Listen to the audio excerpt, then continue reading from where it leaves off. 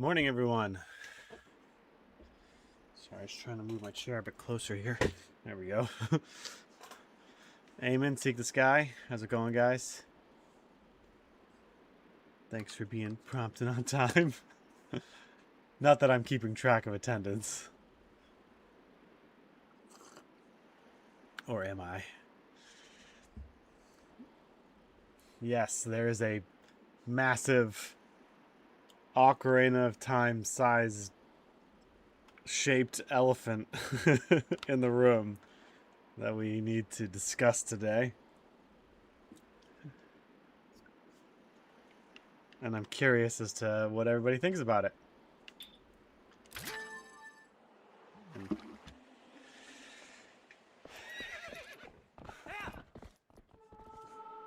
Delatrune is waiting. The fifth stage of the experiment is nearing its finalization. T-minus 2 weeks. Yeah, I saw the Delatrune. We'll just talk about the direct in general. So yeah, so there's a Nintendo. So those of you who don't know, there was a Nintendo Direct yesterday, and it was a weird one. It was I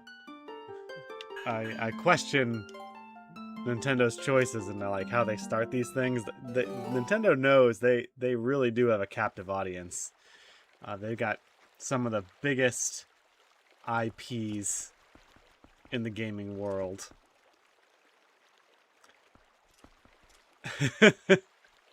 And they know their target audience. He says, "I don't know about. I don't think we're the target audience." So I do actually want to brief before we get into like different specifics of the direct.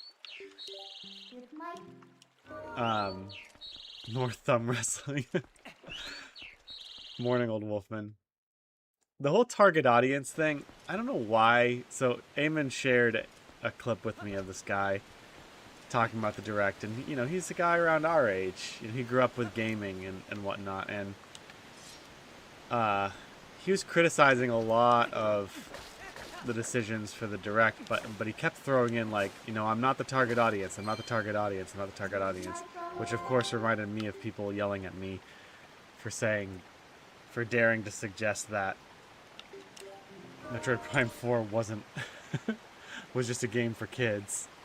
And it is true that a lot of these games are kid friendly. And so I'm not going to say that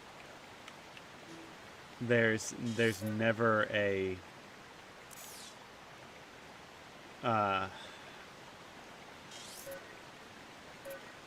there's never a time where a game can't be just marketed for kids. I'm not going to say that, because obviously there are games that are just for kids, but that doesn't mean you as an adult can't therefore criticize it. Okay? It's like, just because you're not the target audience doesn't mean you can't be like, hey, that thumb wrestling game is kind of stupid. and then you're just like, well, you're an adult. You know, a kid might like that. It's like, yeah, they might like it, but that doesn't change the fact that it's kind of stupid. And I would rather my kid play Mario Wonder than dumb thumb wrestling, which I think, as far as games go, there's like a imbalance there with what is the worthiness of this game? Is it worth their time? I think we as adults have a responsibility to do that for our kids. It reminds me of when it comes to like kids stories. Sorry, I'm saying like a lot. I need to stop doing that. When it comes to kids stories, we do the same thing. You know, you can't say, well, it's a story for kids. Well, yeah, but is it benefiting them in any way? At the beginning of the Chronicles of Narnia, C.S. Lewis writes a little like dedication to his book, and I think he dedicates it to his niece because he didn't have any children of his own. And he says, I forget her name, but it's like, this is for you. Someday you'll be old enough to start reading fairy tales again. And it's this admission by him that even as an adult, stories that are fanciful and seen as mostly for kids do actually have benefit to adults if we're willing to like take the time to look at them and critically. And so, you know, I've read the Chronicles of Narnia many times as a kid and many times as an adult, and to my kids now, and it is masterfully written, and in the sense that it's both beneficial, I think, for kids and for adults, and I think that the same can be true for games. Anyway, let me catch up with the chat here. Just a brief rant on that. That really bothered me, how he kept saying that and how people think just because a game is for a kid doesn't mean we can't critically analyze it. Okay, sorry. See, this guy says, before Royal City, the lingering spirit of the hero of time waits to pass his legacy. Did you find the golden wolf? Nope, didn't find the golden wolf. Where's the golden wolf? Is he right here? Yeah, I think I got the golden wolf here. Otherwise, he'd show up. Eamon says, not surprisingly, many YouTubers have been saying that I'm not the target audience. Really? I've only seen that one. Might have to make a post on that. Eamon says, nah, kids shouldn't be playing Pokemon Pal World all the way.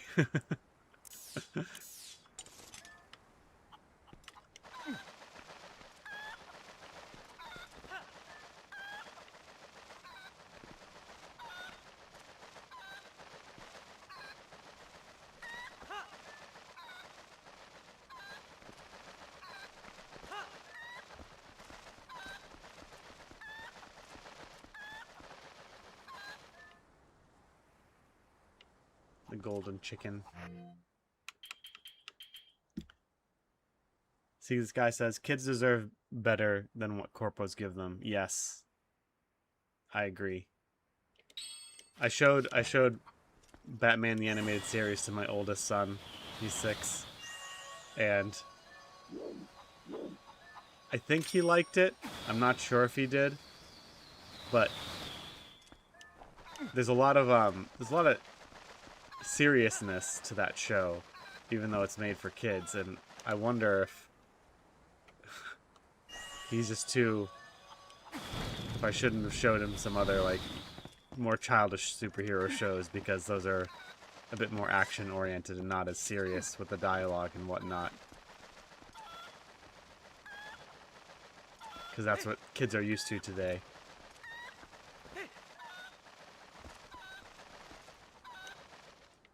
Before the Royal City, not deep in the woods. Sorry, I have trouble understanding the ancestors seek the sky. Try talking the chicken as a wolf. Okay. Like when we need to do it for physical therapy. Wait a minute. Oh, hey, Tim.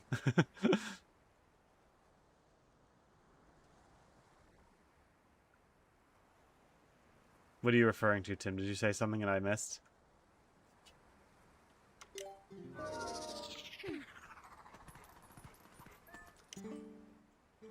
Twinkle, twinkle, little cuckoo, I am gold and not for you, ooh.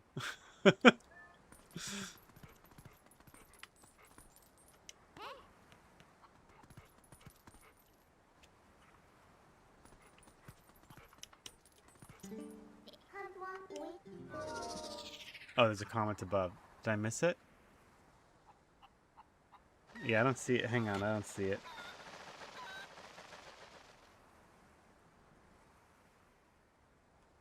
I don't see your comment, Tim.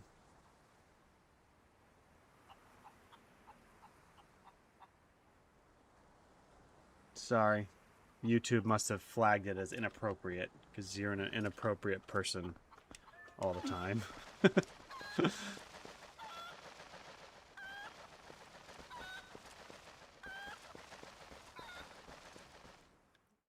Eamon says, for a superhero show, I'd start him on Avatar, The Last Airbender. I'm sure the kid knows it was a one-off and Core isn't real. She can't hurry yet. That or YouTube. Yeah, that's a good point. Maybe I'll do that. That's a good point. Avatar, man, that show is awesome. And again, that's an example. I feel like that's a great example of the type of like fairy story or fairy tale that Lewis had in mind, where you can watch it as a kid and love it, and then watch it as an adult and be like, wow, this is really saying something about heroism and how one should behave. There's a lot of messaging in there that I agree with.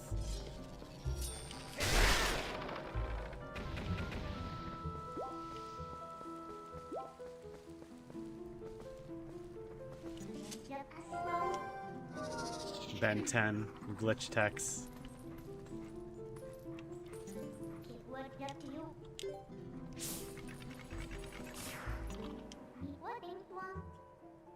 Watched Alta to death. It was good.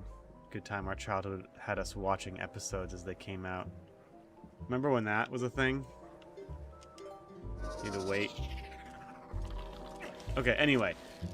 The Nintendo Direct was filled with like tons of just these, I almost feel like WarioWare type games.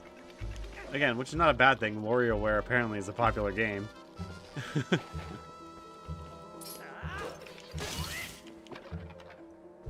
But I don't know, a lot of them seemed pretty low effort, almost just like second thought stuff, and as it went on, it got more and more, you know, AAA type stuff. More things. I mean, they like, without any fanfare, they were like, oh, by the way, here's what's it called? Kingdom Hearts 4. I remember I was watching Zeltroid's stream of it, and he, someone commented on how, like, wow, they just, no fanfare at all, no build-up, just like, oh, by the way, here's Kingdom Hearts 4. So I think that's a pretty big deal.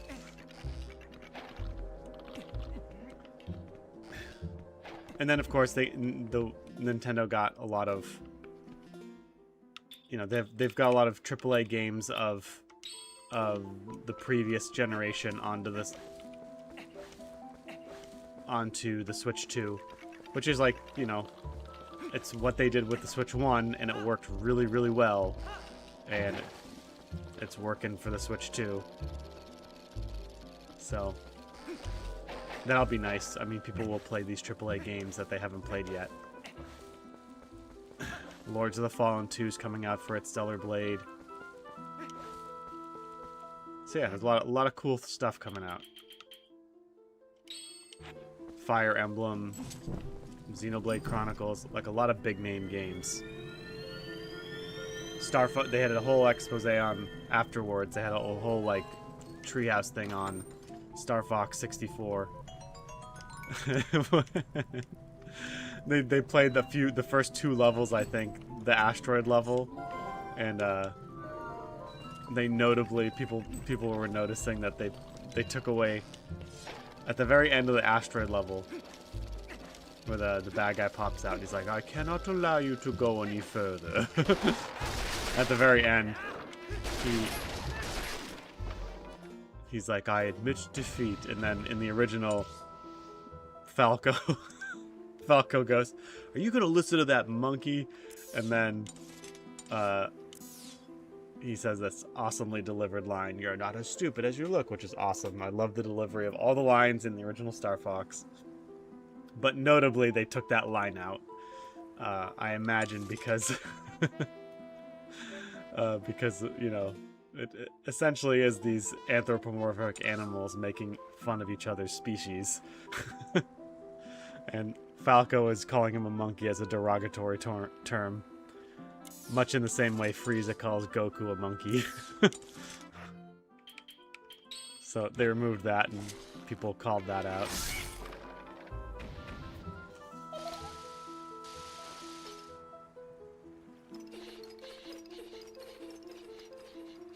Tim says, yeah, we started them on Avatar around that age. So good. I remember my boys like glitch text as well. Okay, cool. I'm gonna download some new shows for them to watch. We're going on vacation soon, so they're gonna have a lot of screen time. Hang on, let me see.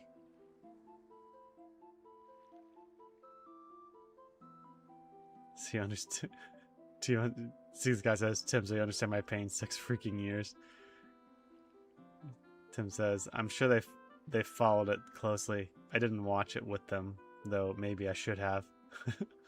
See, this guy says, this new Star Fox game is just 38 less than Star Fox 64. I highly recommend that if you like action Glitch Tech says, action cartoons, video games. Okay. Eamon says, I mean, many re-releases have those kinds of things taken out, often by people that weren't just fans and they don't care about the legacy. Just look at what they've been doing to WoW and yeah, WoW. What they've been doing to WoW. I haven't even played WoW, but I've been following it because I follow Grums, who was an old WoW developer, and man, they have changed it so much. Like, if you watch people show like, here's a WoW trailer from back when it first started, and it's like epic fantasy battles, orcs and humans battling with each other against demons and everything, and then they play the most recent one, and it's nothing, absolutely nothing like the original. It's like an elf dancing, very much like Fortnite, where she gets the thing she wants, and then she goes into town, and all the different races are happily living together and doing their quirky things, and it's not the same. You can no longer suplex the train. What? Blasphemy.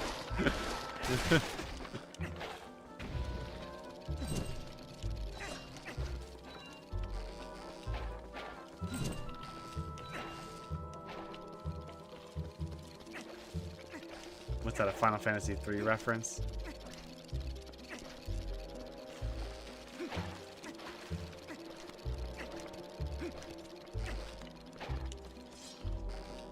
Where are you?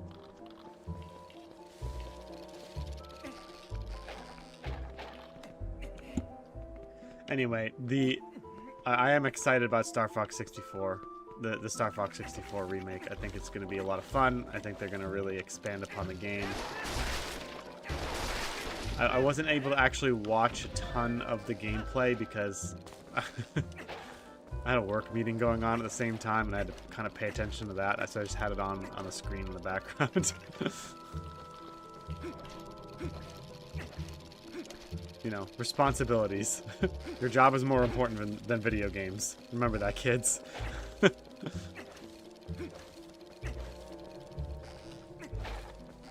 Where is this guy going?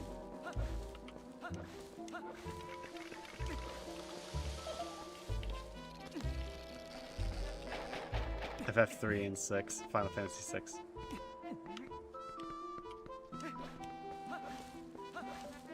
When does this go away?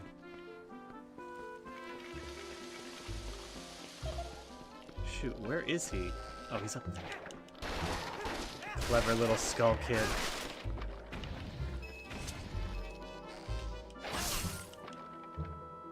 Unless your job is video games. the living the dream.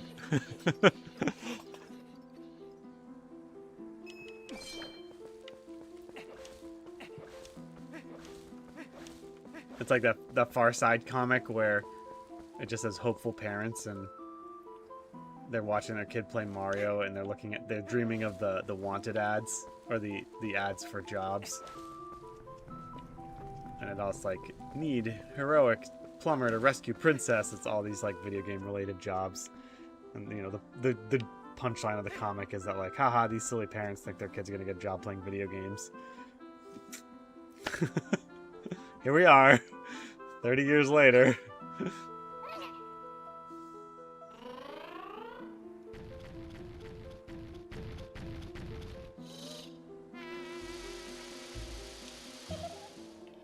Little did they know, exactly.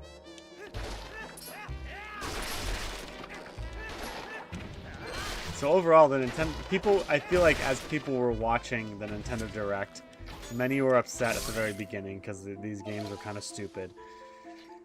And as it went on, it got better and better.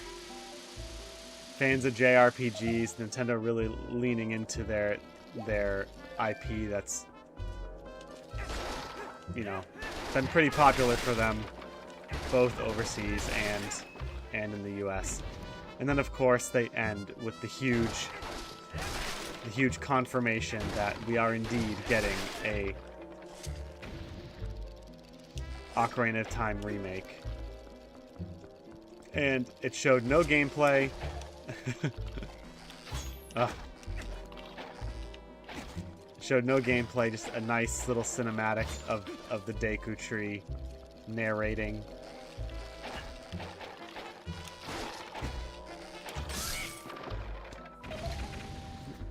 And then showing Link asleep in his bed, and it was good. You know, it was just a sort of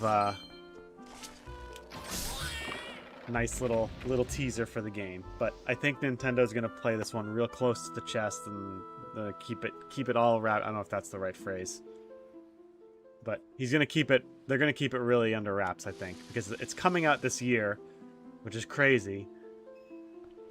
And they've released little to nothing on it. So I think they really want to avoid any kind of speculation.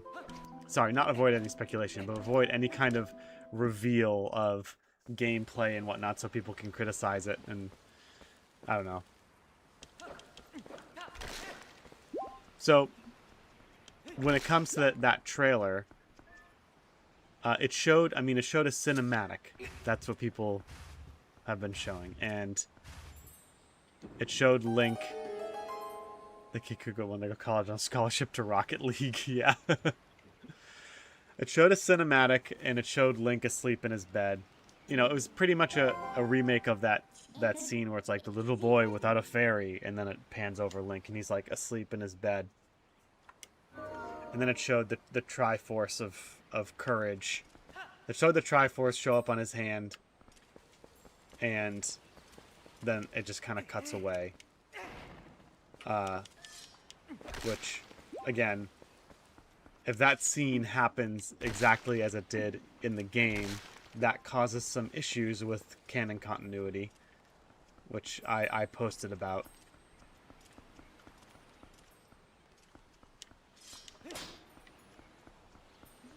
Basically, you know, cause some issues with how we understand the Triforce to work, which we've talked about here already. What do I do here again? See, this guy says, well, a few things to note. Go on. Note said things.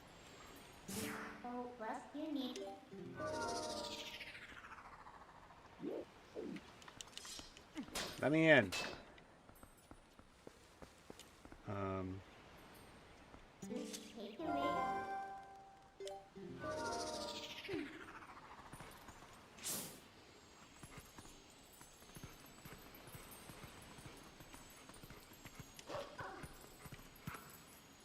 You can get up here now.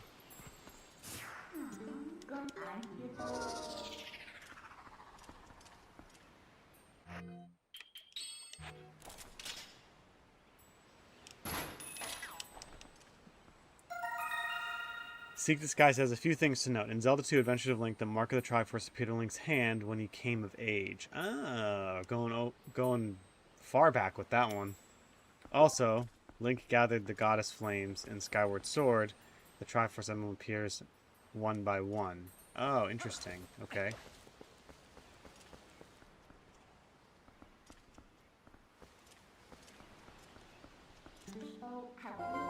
Until they all appeared when Zelda completed the true Master Sword. Interesting.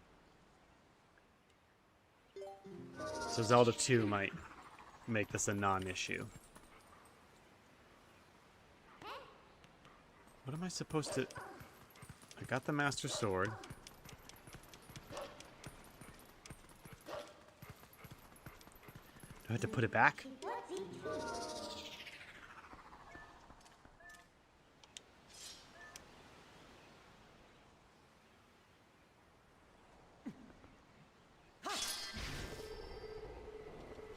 So the Triforce appearing in the hand thing doesn't always mean the person has the Triforce. Okay.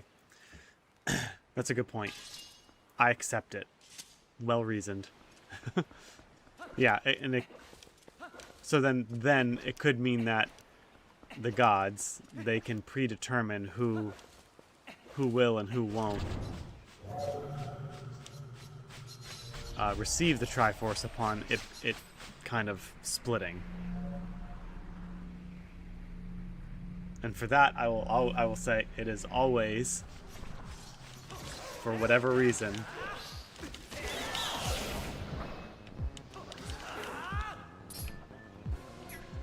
is there another one? Oh, there are.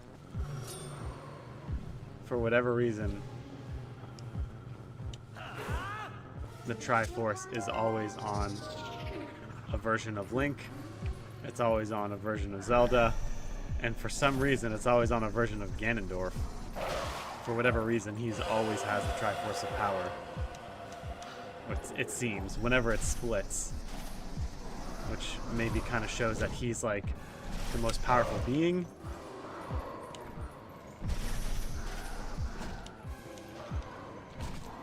Or no.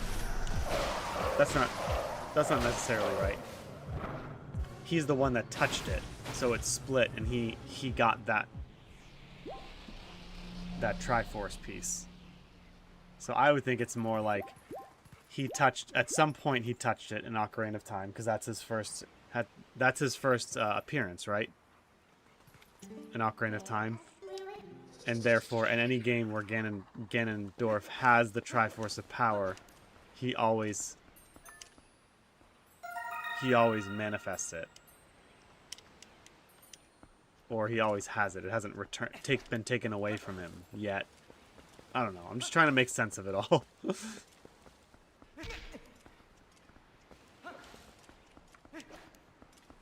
Eamon says, the real question is, why did Zelda save Ganon from execution? You'd think the reincarnation of Hylia would have had better discernment. That or Ganondorf simply embodies power above everybody else. In a previous stream, I already gave my explanation of Ganondorf's Triforce status. Yeah, you did.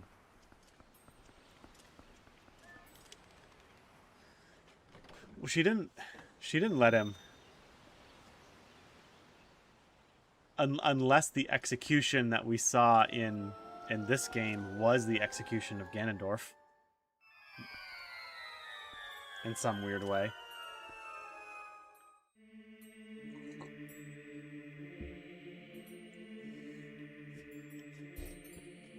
The hidden world. I hear sparkles. Dang it. Oh, is this where I get the Rod of the Goddess or something?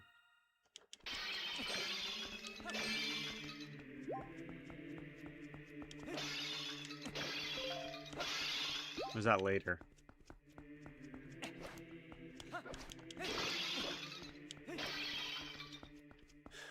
Yeah, lore stuff aside, I mean, I think Zeltic pointed out there's some embroidery on his clothes that is very similar to the markings on the Hylian shield from. Oh, it's the Temple of Time. There we go. You guys are right. The Sacred Grove, Temple of Time, Master Sword, all connected. Look at that. Theory confirmed.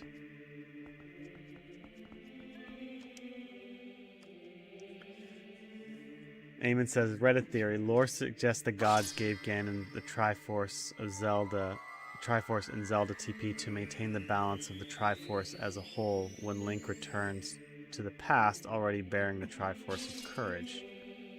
This isn't the real Temple of Time. Well, what else would it be? Yeah, it's not the one from OOT for sure.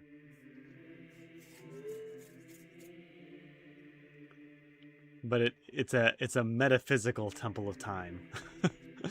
A temple, the eternal Temple of Time that exists. Because, you know, there's more than one Temple of Time, apparently.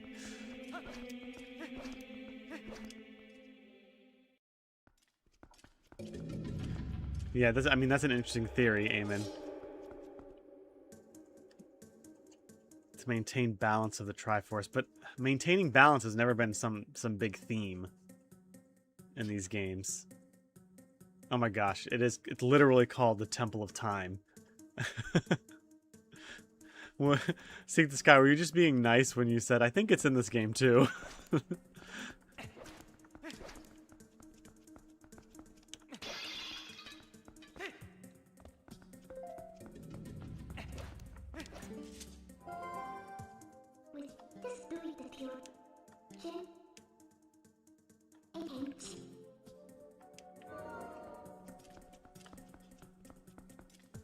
Okay, but lore stuff aside.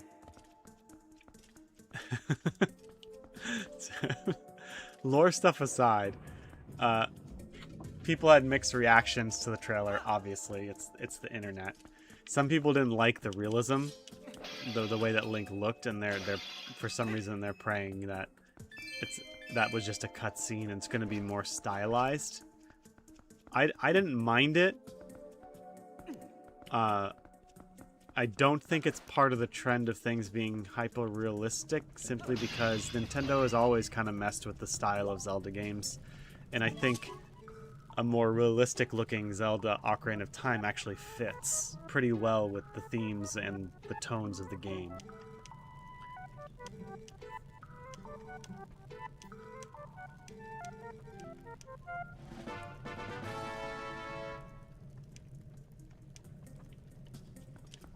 I mean, we've talked before about how it's a dark game. Of course, I need lantern oil. Dang it, I gotta go back out and get lantern oil. Or maybe I can use a stick? I don't know if I can.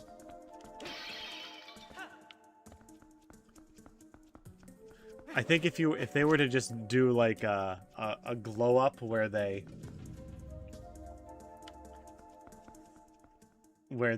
just made the graphics better, I think something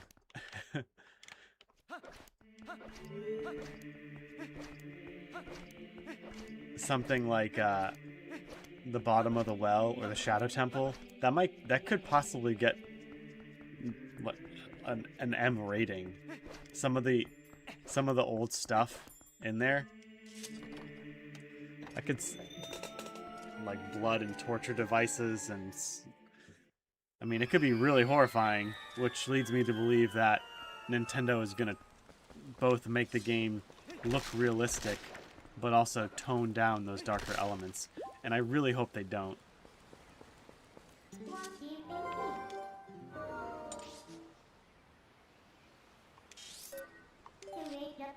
I just hope that they toe the line between a teen game. They have it's a solid teen, like T for teen game, but also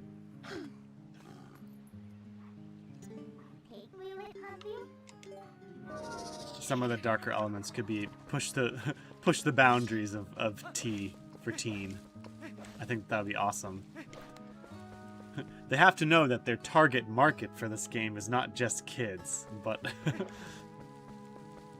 but adults who grew up with this game. And we've now grown up, so we can handle a little bit more darker stuff. Scoop.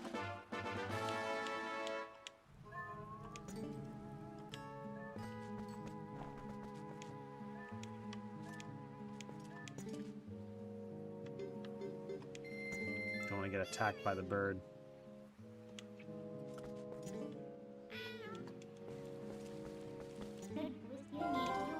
No, I didn't mean to do that. Dang it.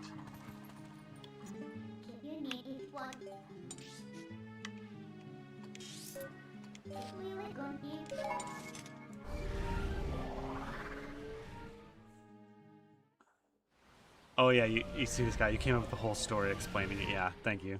I remember that. Eamon says, in Ocarina of Time, didn't Ganon get the only get the Triforce of Power, unable to claim all the pieces due to being out of balance, valuing power more than anything else? Yes, that is what happened. Darker stuff like Pal World.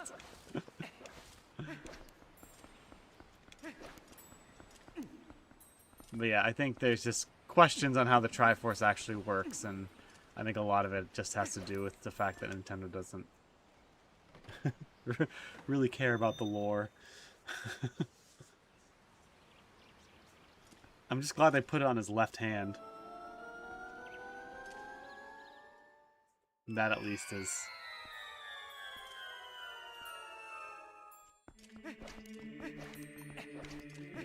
canonical. Link being left-handed and all.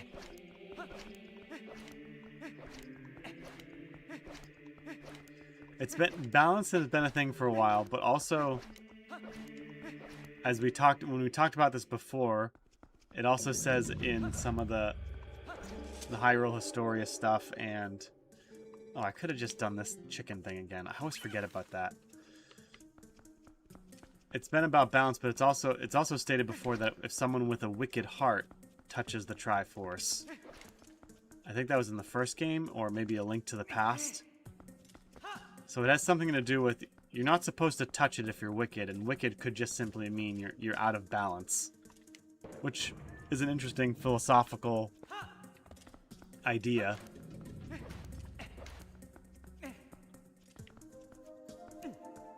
If anybody's never read G.K. Chesterton, he's an older Catholic Christian writer, very witty guy, kind of funny too. If you like reading theology and philosophy, he's a pretty funny way of writing.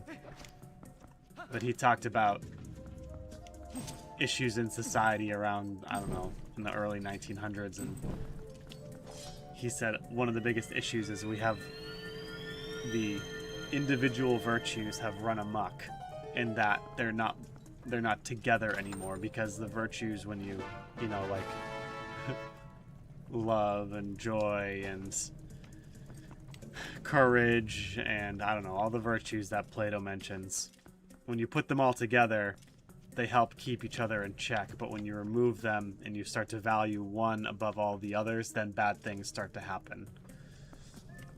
Anyway, I'm probably butchering his point, but it's an interesting idea. It's like if you value power over everything else, like Ganondorf does, then and you don't have wisdom and you don't have courage, you'll behave powerfully in a very fearful and unwise way. But that only goes for power. Link seemingly is doing pretty fine without power or wisdom. And the same is true with Zelda. She's doing pretty fine with just wisdom, so you can only take that analogy so far.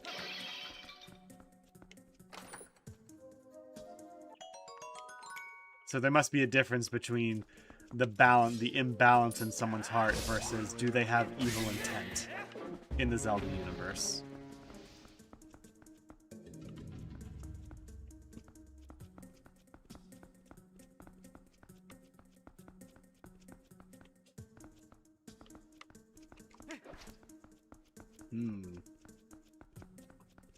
A bell.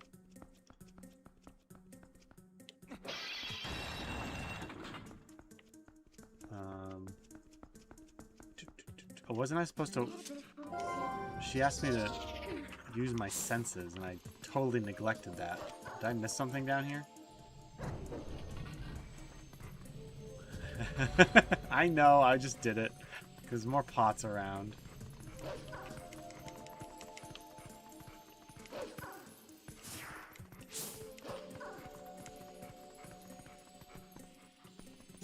Oh, that's it? Okay, thought I missed something.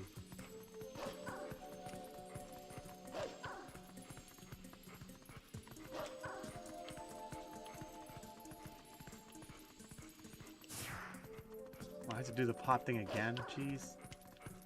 Oh, jeez. That's where I came from.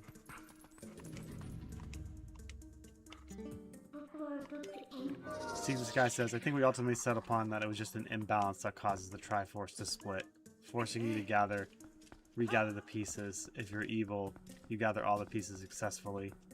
The world turns to darkness. Yeah.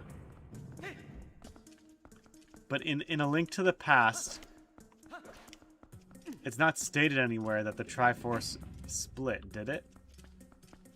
That was introduced with Ocarina of Time, right?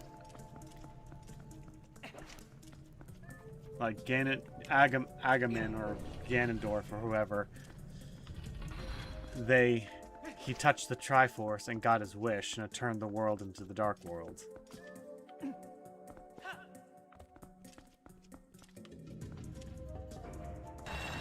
Tim says, I'll bet there's a times when Link was like, man, could I get the Triforce of Power? Like, let Ganondorf get the struggles of courage for once.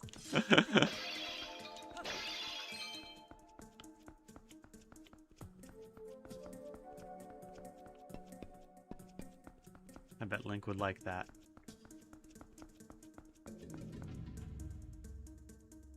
I know, but in Zelda 1 there's only 2 of them. There was only the Triforce of Power and the Triforce of Courage.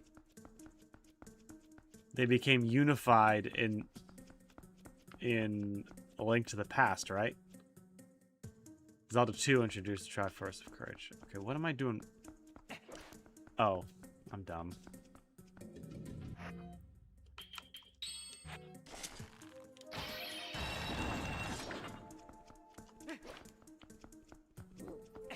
Hey, buddy. Finish him.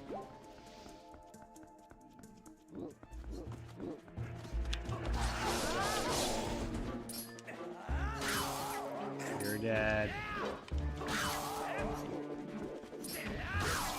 You're dead.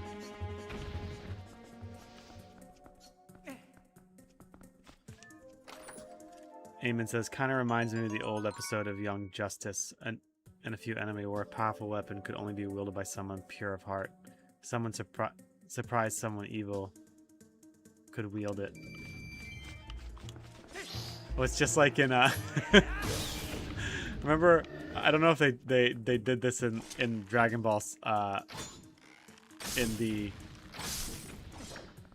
in Dragon Ball Z, in the original, I don't know, not Dragon Ball Z Kai, I don't know if they included this, but in Dragon Ball Z, when Vegeta finally becomes a Super Saiyan, I'm pretty sure he shows up after Goku almost gets killed by the first round of androids. And Krillin goes, I thought someone only of pure of heart could become a Super Saiyan. And Vegeta goes, it is pure. Pure evil. I'm pretty sure that happens. Pure of heart doesn't necessarily... Which... I don't buy that. I think that's playing on purity and the actual word purity. So in the Young Justice episode, which Young Justice was a great show. The first couple seasons were good.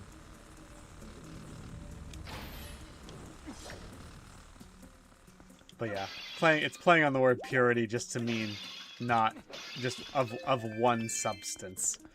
Whereas it's very clear that when someone's pure of heart, it's contrasting good as being uncontaminated, and evil is contamination. Evil is dirt, is filth. I would venture that's how the Zelda universe is using the term pure of heart as well, not some sort of like Ganondorf's pure evil, so therefore he can touch he can have all the Triforce pieces. But, you know, the lore is so messed up at this point that who knows.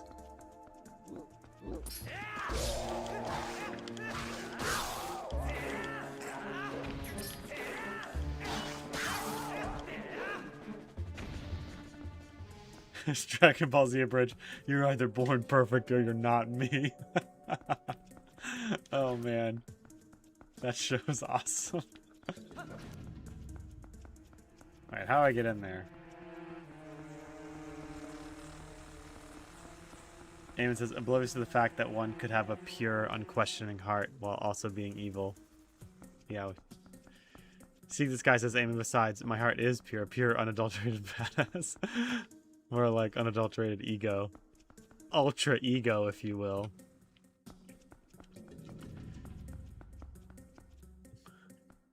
Aha!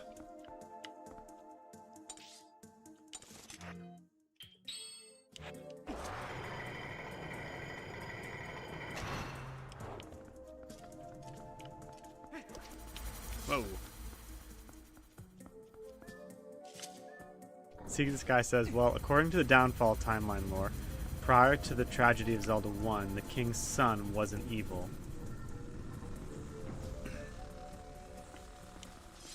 But he was imbalanced and would not be able to handle the full Triforce. Oh, really? That's in the lore? What is in the Hyrule Historia?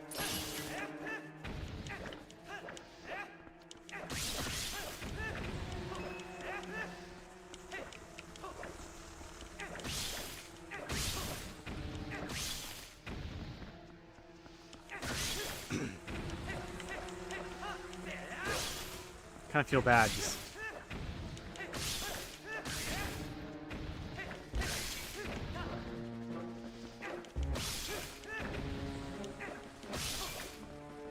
killing these things running away from me. Oh man, it is in the Hyrule Historia, which I mean, I know some people don't think it's canon, but it does, and I think it does carry, at least with the Zelda community, it does carry some weight. You know, with the, aside from the whole. Aside from the whole like Termina being in the mind of the Skull Kid type thing.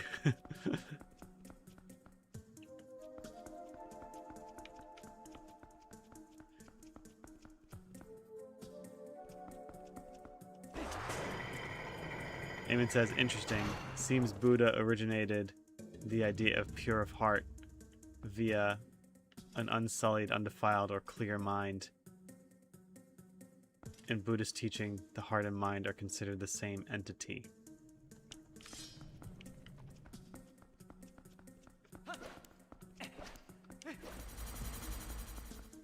That is interesting, actually. There's a debate in Christian theology about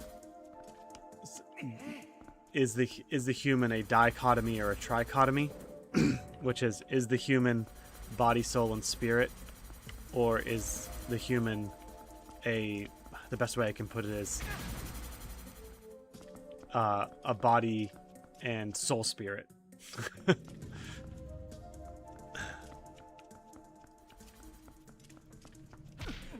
And the idea of double-mindedness being a bad thing is also present in Christian theology as well. The Book of James talks about it, about how the double-minded person is kind of undecisive and is blown about by the winds of the world and never able to really hold on to anything.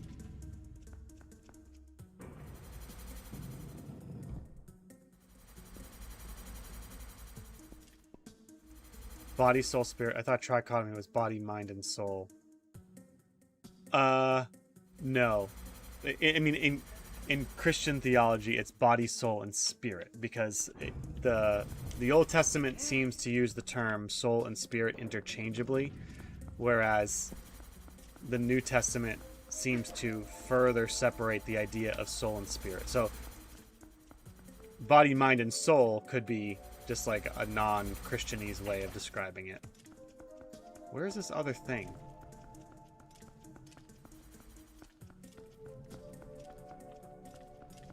Getting caught up in my... Oh, there it is. Hey, buddy. Come with me. Doop-a-doo.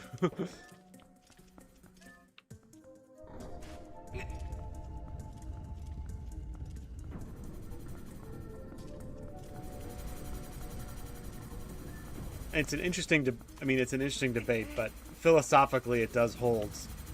There's, you know, some logical, not consequences, but if you hold that the body is trichotomy versus dichotomy, it holds some. There's some theological or philosophical conclusions you have to draw based on that. And the same is true with dichotomy. If you believe that a human is only body and soul, then that also holds philosophical and theological complications.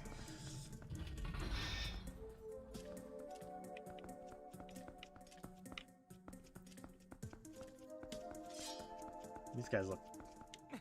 Oh, hello. Can I Beyblade him? Ah! Oh, that's right. I gotta sneak around behind him.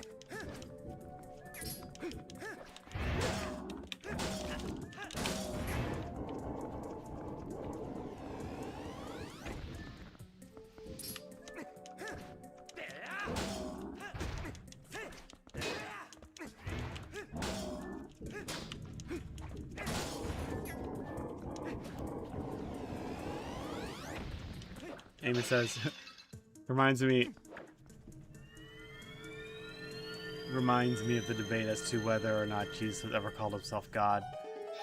Yeah, I mean that comes up definitely in as like another tangential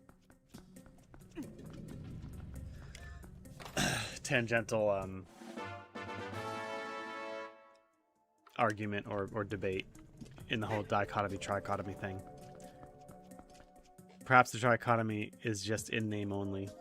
See, this guy says body, mind, soul, spirit. Just so you mean like different ways of talking about the same thing?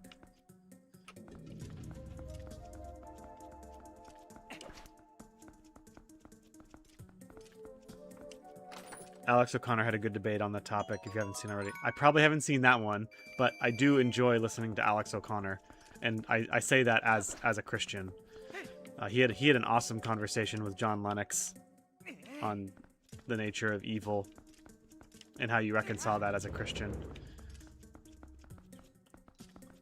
Alex O'Connor came onto the stage at like towards the tail end of the new atheism whole craze, and it was kind of like a breath of fresh air for Christians because finally there was like an intelligent atheist who was willing to engage in a non-like confrontational way that wasn't just making fun of of anyone of any faith. He's like taking arguments seriously and being respectful, and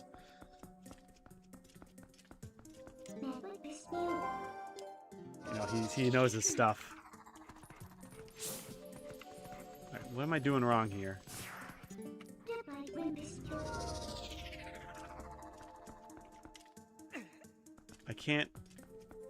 I don't have the rod yet, so I can't move that thing where I need to be. Unless I came the wrong way. Oh, I have a key. That's right, okay. Me not paying attention to stuff.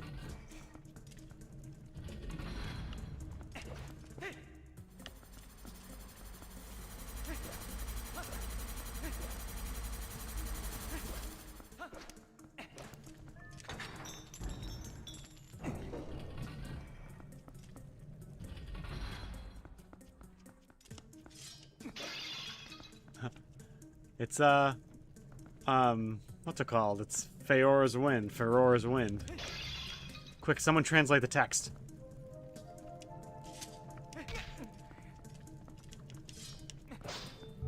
Oh, now it's Din's Fire.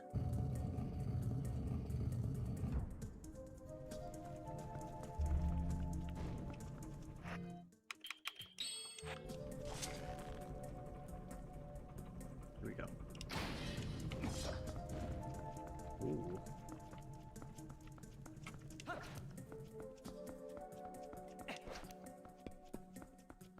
We'll destroy all the pots just in case. Okay, what am I looking for here? What am I looking for?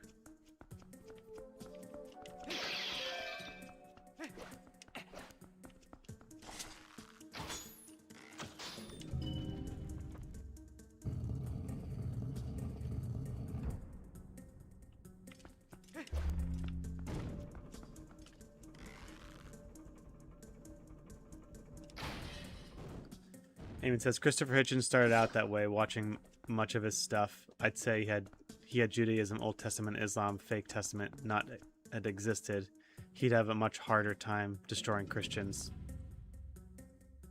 Yeah, Hitchens was smart. He's brilliant rhetorician. Like he's really good at debate because he had that nice, smart British accent and was really, really quick on his feet. And towards the end, he kind of softened a bit in his rhetoric. I think it was just sadly because of, you know, his diagnosis and his him with his cancer diagnosis. It's really unfortunate. It would have been really, really interesting to see had he lived, how he would have dealt with everything that happened culturally and politically in the following years. I think he would have been very much against a lot of progressive messaging, but I could be wrong. I've never read any of his stuff. I've only seen it in debates. All right, what did I get? Did I get a key again? What was that?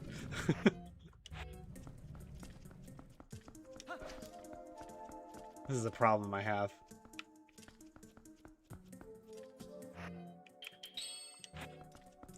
Can I go through this way?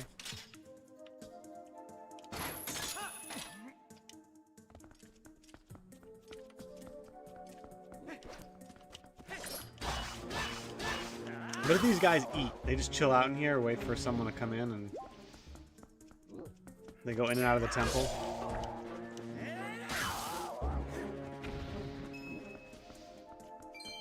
The crystal switch was... Oh yeah, that's right. Yeah, there's a few textures in this game that aren't quite right.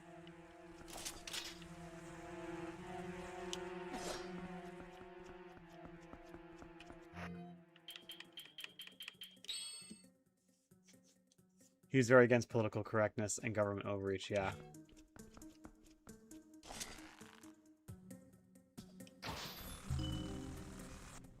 I watched him debate his brother once. Who's another snooty old businessman, British person. It was just kind of funny because at one point he's just like, "Oh, it's useless."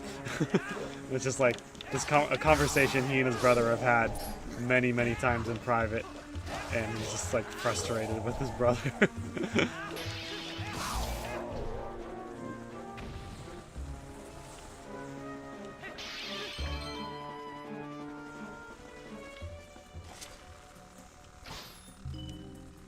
Anyway, forgot how we got on the topic of Christopher Hitchens. Oh yeah, we were talking about imbalance of souls and what it means to be imbalanced.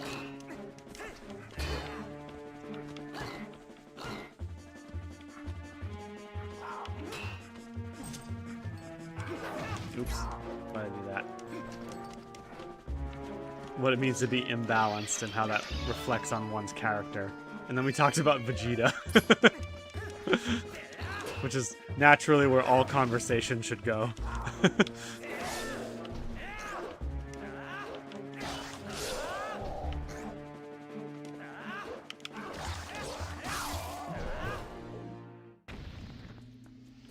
We talk about the deep stuff here in J Bongo's gaming.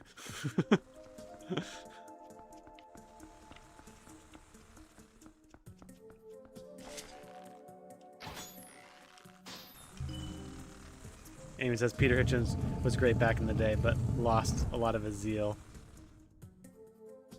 after for life after Krista. Yeah, it's unfortunate.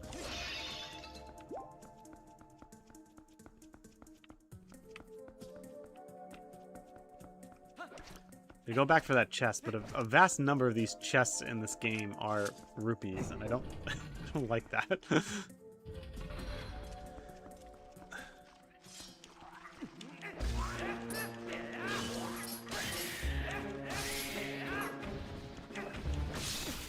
Better run.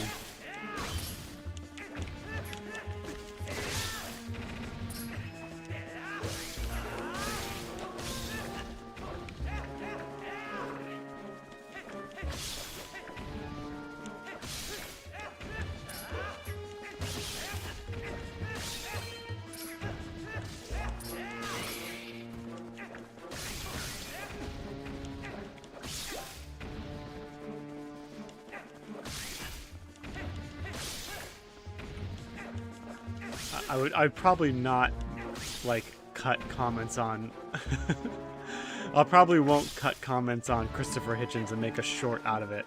But I do think it is important to note it's like, you know, one of my goals of streaming and analyzing and critiquing video games is not just so that games can be better, it's that, you know, kind of to show people, and I think you guys are on board with this, that just because a game is for kids and stories and lore and game mechanics, that, you know, why do they work and how does it relate to the human psyche and whatnot. Like, thinking about these things can lead to deeper and deeper topics, and that is, you know, that's one of my aims when I interact with media. I think it's completely natural for us to be, or someone to be playing Zelda and then start thinking about the deeper things of life, philosophy and theology. I think that's, I would even venture to say that's could be one of the purposes of stories, and while not a purpose of a video game, it definitely can get you thinking.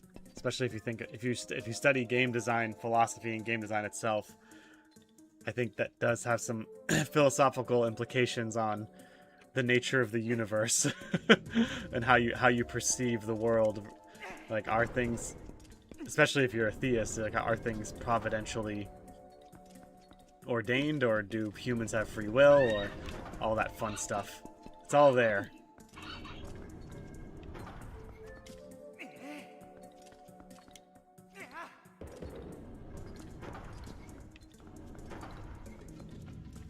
Okay, so this guy says, so let's see. Temple of Time, Skybook Quest, City in the Sky, Palace of Twilight, Hyrule Castle.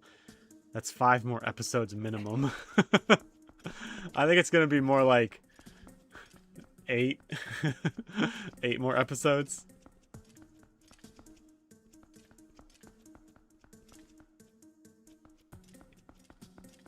Eamon says, yep, likely around a dozen more episodes, just in time for my vacation. A dozen is 12, though. Eamon says, see this guy indeed. I guess Bongo will have to do some 3 to 4 hour streams to make sure it'll all work. Okay, hang on. I gotta think now. You guys are distracting me. Stop it. Oh, I'm definitely within range of that.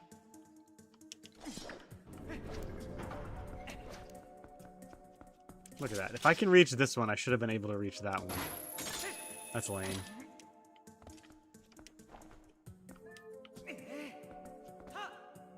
Little Poe chilling out up there.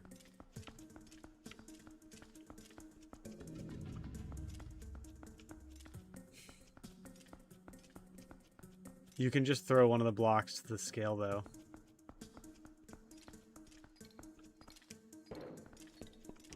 Can it...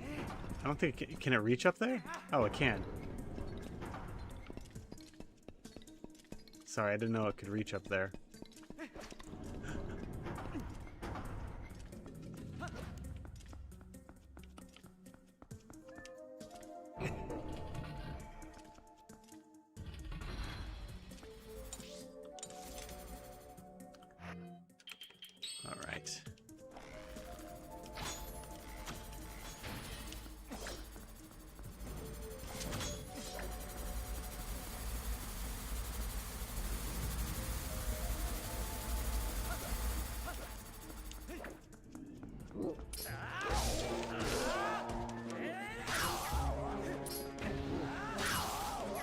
Stabby stab.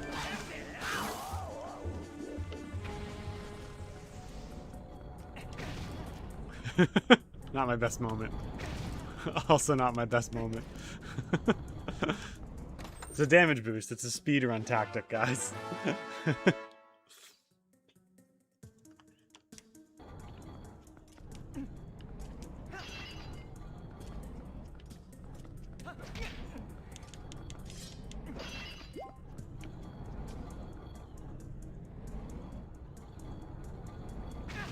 Ow.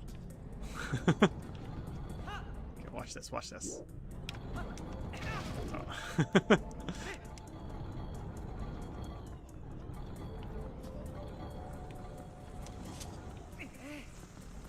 Did the message not go through? Maybe.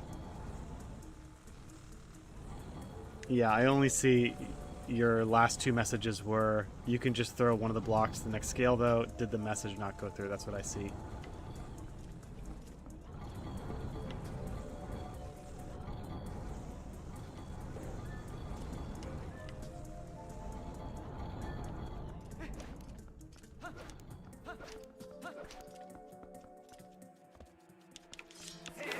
Oh, spiders in this place.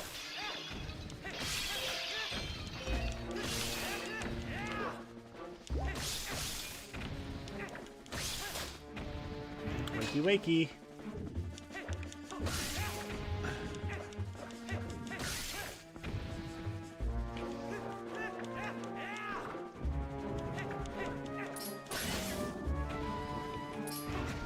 Anyway, people going back to the whole Ocarina of Time thing, which started this whole conversation.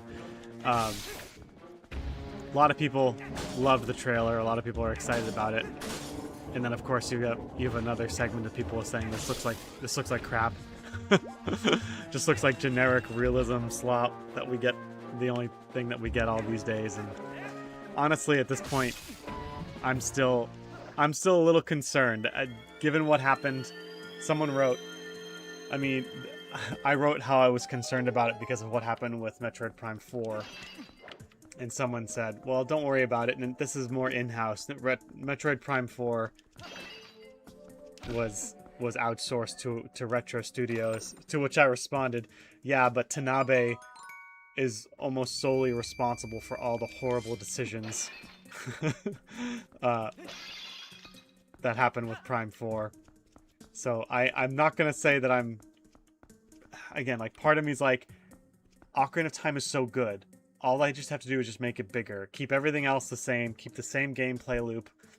There's no way they could screw this up. But as all of us have learned over the past years of our adult lives, it is very much possible for a Nintendo to screw this up. But, you know, I just... all you can do is really express worry. I think it's totally impossible at this point to say that that Ocarina of Time remake is going to be good or bad. And Nintendo's released next to nothing about it, so...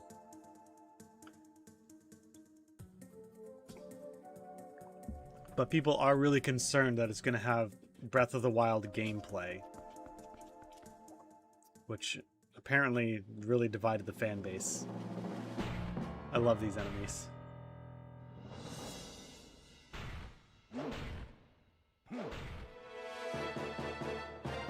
He's using Ganon's sword.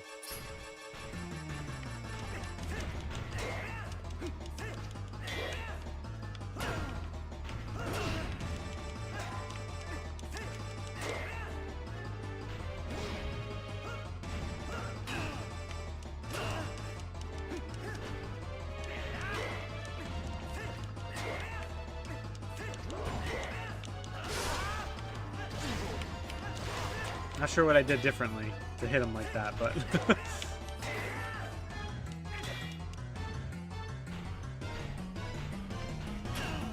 Come on, buddy.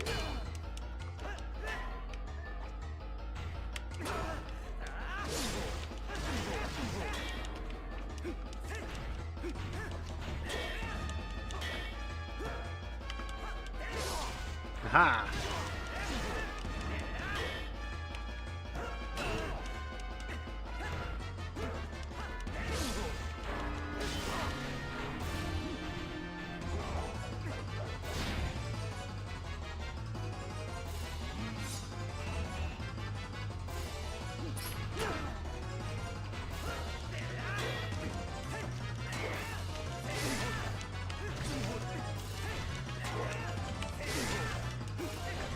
This is more like a not hard Dark Souls fight than it is anything else. Although, this can get pretty difficult when there's like 3 of them. No.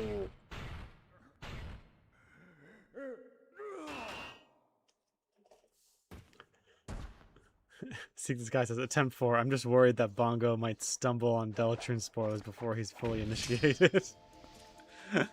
Oh, is it Deltarune or... It's Deltarune, not Deltarune. Deltarune. Sorry, it's okay. I have no spoilers for any. I mean, that's not true. It is worrisome. Hang on a second. My silly dog is scratching.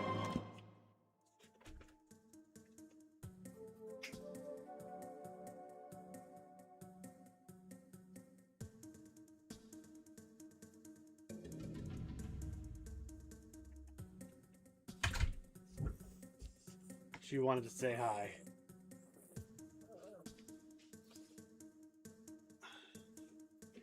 We got the Dominion Rod.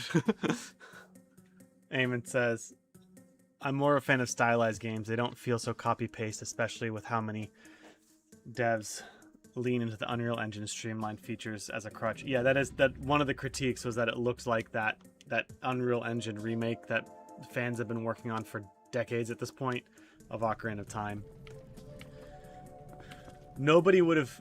I don't think anybody would have been upset if it was more stylized. But the fact that it's more realistic, I think, kind of upset people. But I will say, that's probably... No, but I'd be willing to bet money that not really anybody is going to see that trailer and be like, oh, I don't like the way it looks. I'm not going to play it. Like... You know, story and graphics is one of those... graphics and music is one of those things that just won't... It won't really prevent the vast majority of players from playing a game.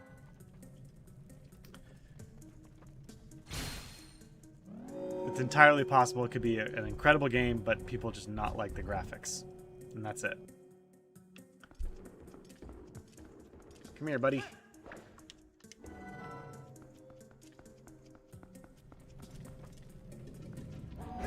And I think in general, stylized games tend to last longer when it comes to graphics aging over time. So, you know, Nintendo can afford to take, quote unquote, take a risk with how the realism look. See, this guy says, kind of wonder how Dark Knights and Iron Knuckles should be differentiated. There's a video on that, I think. I think it's Nintendo Black Crisis. He does a whole video, or some other Zelda lore, maybe Zeltic. One of them did a lore video on Dark Nuts and Iron Knuckles, like where did they come from, who were they? They are different. Diagnosis dyslexia. Deltarune sounds cool. Deltarune also sounds cool, but you know. Smash!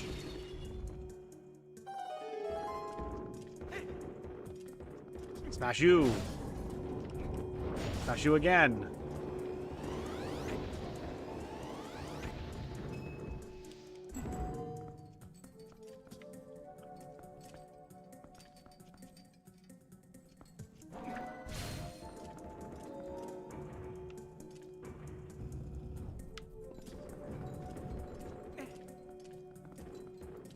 Stop! Hammer time!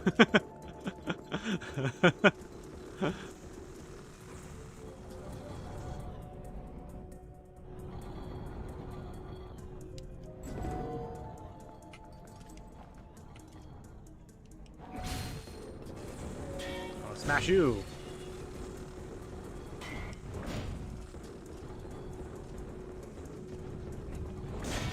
Ow. Come on, buddy. Sorry. I did put it out. Is it out? No, yeah, the lantern's away. See this guy. That's like the third time you told me to do that. This playthrough. We should start keeping track of how many times you tell me to put the lantern out.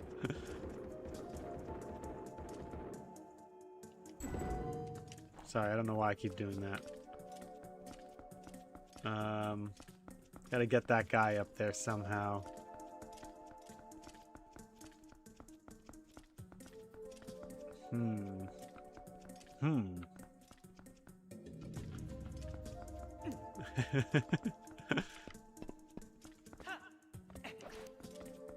Did I miss something?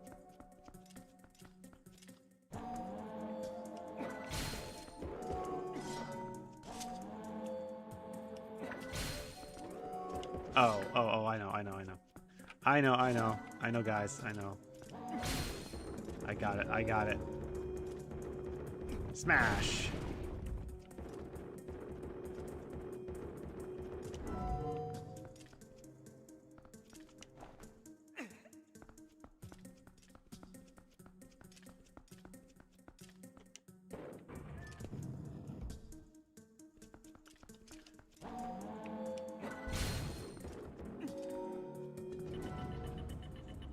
I will say this though, that with the new Star Fox 64 coming out and Ocarina of Time coming out, that I definitely feel more of an urge to get a Switch 2. So I gotta start selling some more toys on eBay so I can afford one. And I thought, if I did manage to get Ocarina of Time Remake, should I stream it? I don't know if I should, at least for my first playthrough, because everyone's going to be playing it. And I think, you know, I feel like all of you guys would prefer to play it on your own first, so me streaming it probably won't really do anything. Or really won't, you know, encourage people to watch it.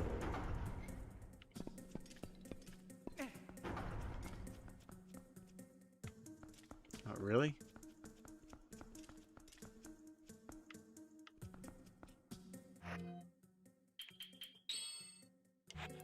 Also, in case it wasn't obvious, Deltarune is an anagram for Undertale. Oh, cool. I'm good. I refuse to buy another Nintendo console. A principled stance, aim, and I respect that. As long as I have you here with me, we'll get through it. We'll do it together.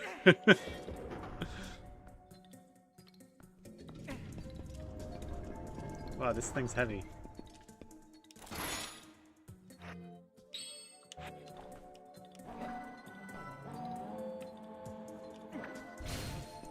Come here, buddy. Oh, seriously?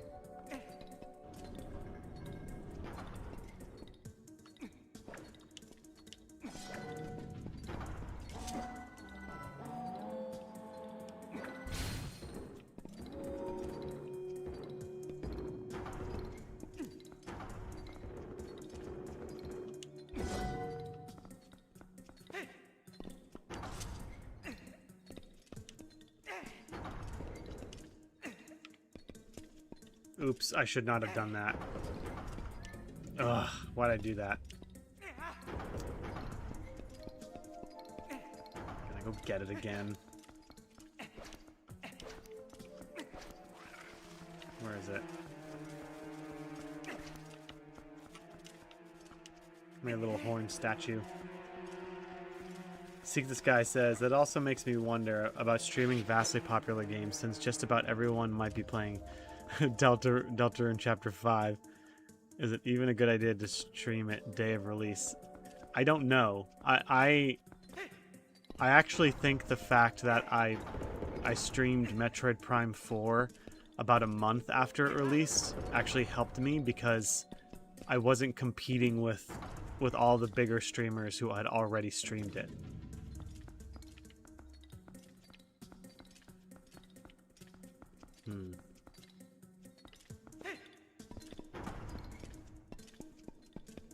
And again, I streamed Resident Evil 9 on release, and I don't know if that actually hurt me or not, because all the other bigger streamers were also already streaming it.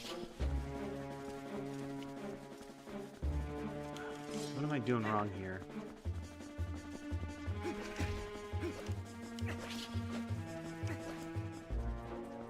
Oh, of course. Come here, little buddy. Yeah, that's a good question. I don't know. I mean, I guess one thing I have going for me is my time slot. You know, the crack of dawn. I'm not directly competing with someone like Mauler or some of the other massive streamers out there, because no one is streaming at this time. But I am competing in the sense that, you know, why would someone waste their time watching me when they could watch some other more popular, vastly popular streamer out there?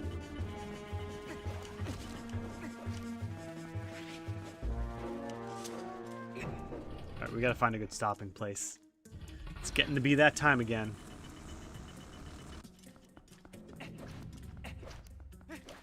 And I'm kind of worried that if I stop this in the middle of this dungeon, that thing's gonna go all the way back up to the top.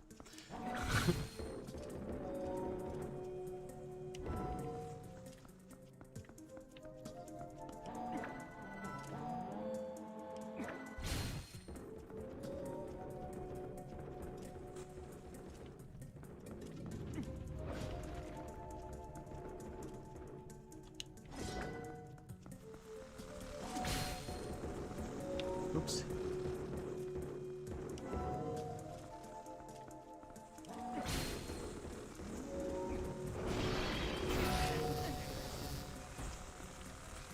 Ow.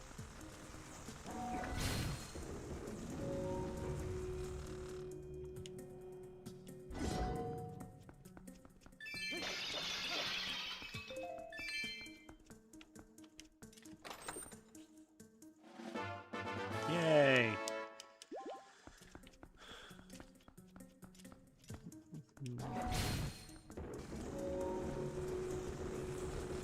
I've been switching a few games in my own like personal gaming time. I'm still working through Resident Evil Requiem, and I've also started I started a Pokemon Fire Red. Went with Charmander. Now I think I'm making my way through Mount Moon. The nostalgia is real powerful. It's pretty awesome.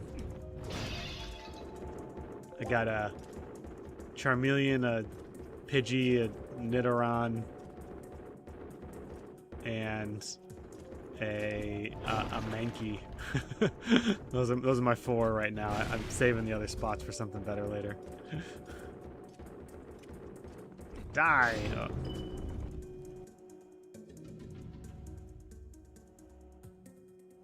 Okay.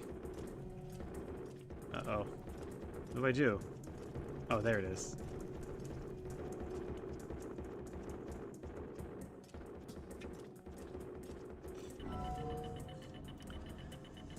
Eamon says, I was watching Charlie Penguin Zero talk to Jinxie, talking about the rise of popular streamers then versus now. Some in the comments highlighting back then it was personality, now it's just faking outrage and being emotional for clicks. I mean, it is... That's the thing. It's true. You know, people will readily admit that there's a huge problem with any kind of discourse online, and it has to do with the type of discourse that people have. And it's unfortunate because it's, even though I'll readily admit that it is a big problem, unfortunately people like it and they keep watching it, and therefore people keep doing it, and that's what the algorithm proposes. And you know, I don't want to be a rageful person. I'm not here to make enemies. I don't want to be a rageful person or just do it for, you know, create rage bait and whatnot. And it's not like it's not just a conscious effort for me to not do that. I don't think I could. I don't think I'm good at it. I'm not like an angry person by default. And I'm not an actor. So I feel like I just kind of have to try to be myself. And I won't fall into that rage bait trap. But yes, I mean, I think there's this one guy, I follow him, but he's gotten so rage baity. I mean, that was his thing, like this game commenter Yorch in a small section of X. He's just gotten so rage baity with his gaming takes. And that's his thing. He and this other guy got into an argument once. And I made a comment that I felt was like kind of against the guy, one of the guys. And I thought it was a good point. I wasn't mean about it or anything, but that one of the people in that argument private messaged me. He DM'd me. He slid into my DMs. Amen. And he said,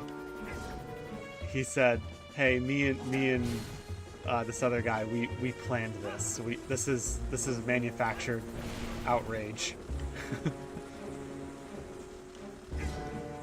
Meaning they might have disagreed in reality, but they made a show of it so that people would engage more with it. And it was under the guise of, look at the great conversation that's happening because of this. I thought it was a bit disingenuous for them to do that. But, you know, what are you going to do?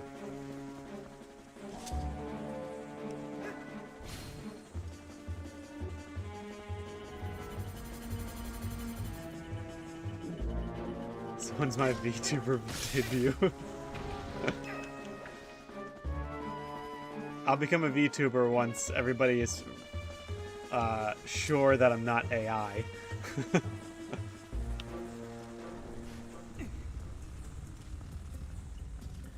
Old Wolfman says, "That's my sole purpose. That's my sole purpose, to rage bait, lol. Best way to get an audience." Yeah. Just make people angry.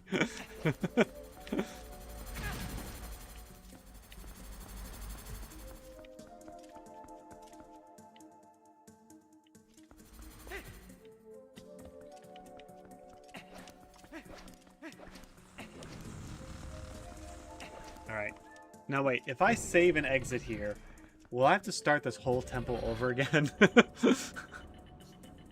Like, if I leave, is this thing gonna persist? Because I'm kind of over time right now.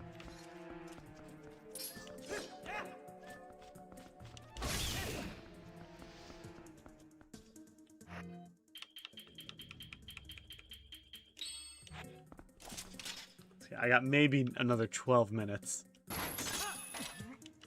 Take it easy, Old Wolfman. Thanks for hanging out. Have a good day.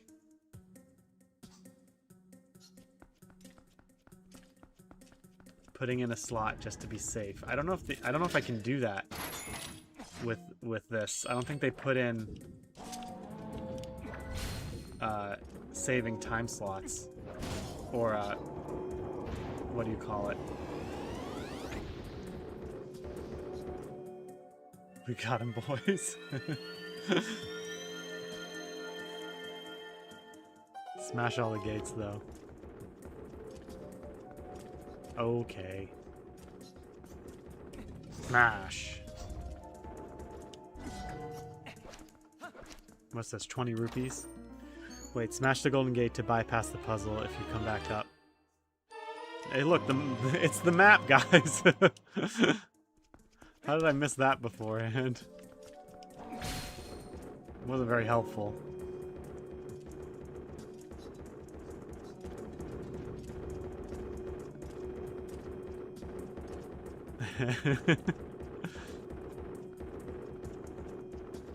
Smash.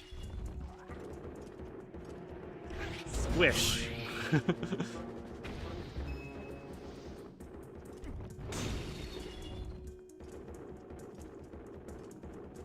I think we're almost done, right? Just gotta beat the boss.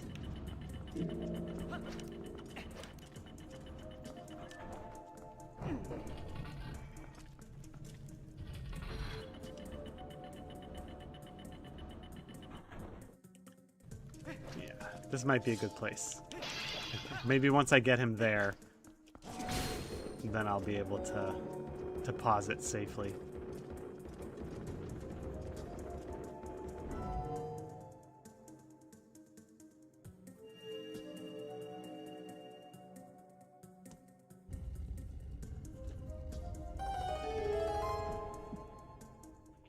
But just to be on the safe side, can I? Settings. Yeah, I don't think I can do save states.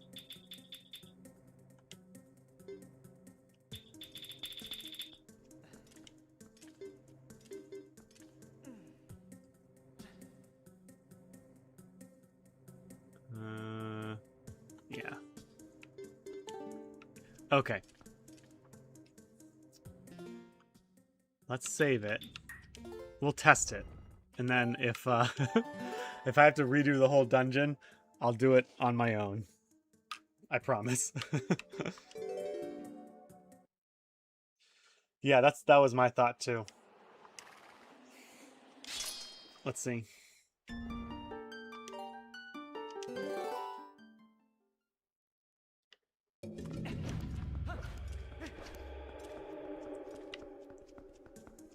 Yes. There we go. Okay, we're good. All right, awesome. This is a fun episode, guys. Thanks for all the interaction and the discussion on Ocarina of Time remake and philosophy and theology and stuff like that. It's always a lot of fun. Hope you guys enjoy it as well. But yeah, tomorrow tomorrow we are going to play Voidling Bound. It was 10% off. It was only like 20 bucks, so I bit the bullet. I purchased it. We're gonna have the return of Kevin, and we'll give that game a good run. Seems like a long game, but we'll give it its due. I think it's gonna be fun. It's a quirky game, so yes, we will see Kevin again. See the Sky New Game Plus. I understand if that's not your thing, but you guys are always welcome to join and just chat. But yes, we will continue with Dusklight, obviously, and we'll continue playing one Zelda game until Ocarina of Time Remake comes out. So, gonna be fun seeing playing the Leviathan Void Puppet. We'll have many adventures, many fun adventures with Voidling Bound. All right, guys, I gotta run. Have a great day, and I'll see you all tomorrow.